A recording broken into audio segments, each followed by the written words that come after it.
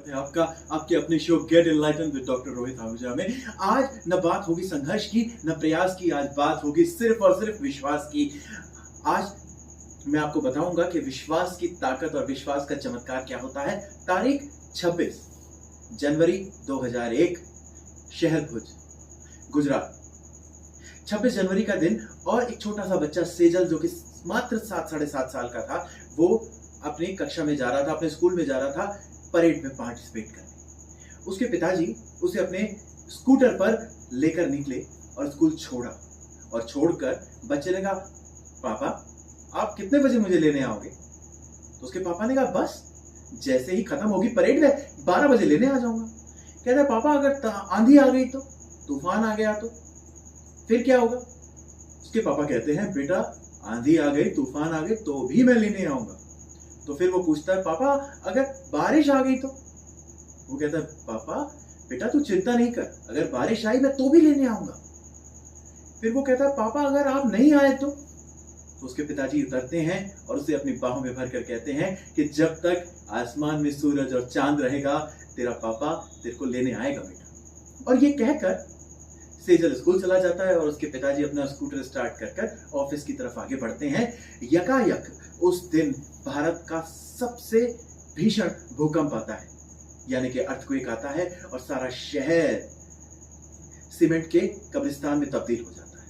वो वापस अपना स्कूटर पीछे करता है और अपने बच्चे के स्कूल में आता है। और जैसे स्कूल में आता है तो देखता है कि सारी की सारी बड़ी बड़ी जितनी भी इमारतें थी वो जमींदोज हो गई हैं, निस्तो नाबूद हो गई। ये देखकर वहां पर चीखने और चिल्लाने की आवाजें लगी रहती हैं। वो अपने बेटे को ढूंढना चालू करता है। उसे लगता है कि किसी तरह उसका बेटा बच गया होगा, उसे मिल जाएगा। वो ढूंढता है, कई लाशों में देखता है, लेकिन उसे लगता है नहीं, ये मेरा बेटा नहीं है। वो ईश्वर का हर बार शुक्रिया अदा करता है कि ये उसका बेटा नहीं। धीरे धीरे धीरे वो आगे बढ़ता है और शाम के 5 बज जाते हैं। रोने की आवाजें अब कम हो चुकी हैं। बहुत कम लोग हैं जो अपने बच्चों को वहां ढूंढ रहे हैं। धीरे धीरे 6-7 सूरज अस्त हो चुका है। सरकारी क्रेनें भी वहां पर आई थी, वो भी ढूंढने लगती है, लेकिन उसका बेटा नहीं मिलता। हर बच्चे की लाश को देखकर वो यही सोचता है कि हे परवरदिगार तेरा शुक्र है कि ये मेरा बेटा नहीं।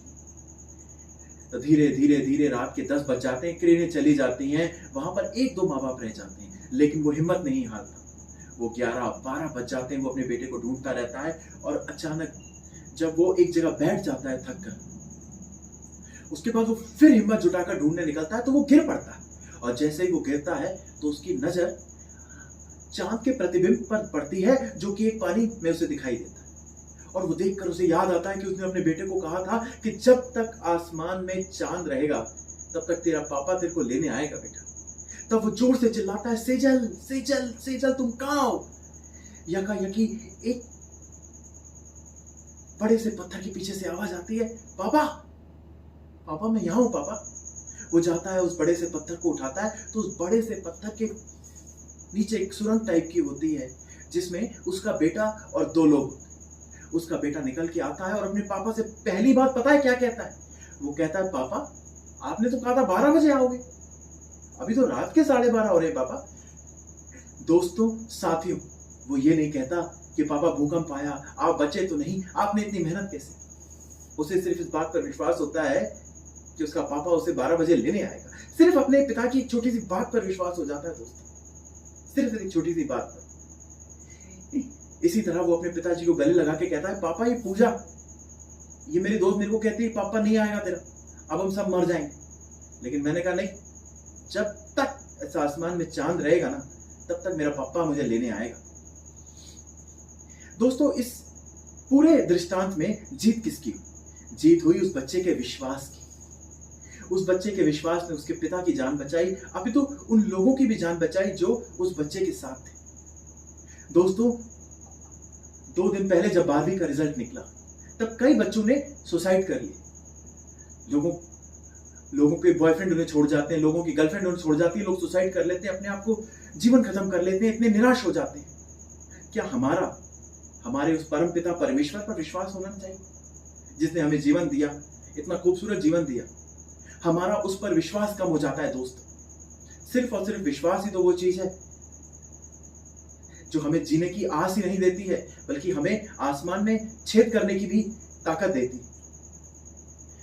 आज मैं आप सबसे यही कहना चाहूंगा दोस्तों, अपना विश्वास हमेशा उस परम पिता परमात्मा पर बनाए रखें और जीत की तरफ आगे बढ़ते चले जाएं। इस विश्वास के साथ कि आप लोग मेरी बात पर विश्वास करेंगे, मैं आज का अध्याय समाप्त करता हूं। जय श्री राम।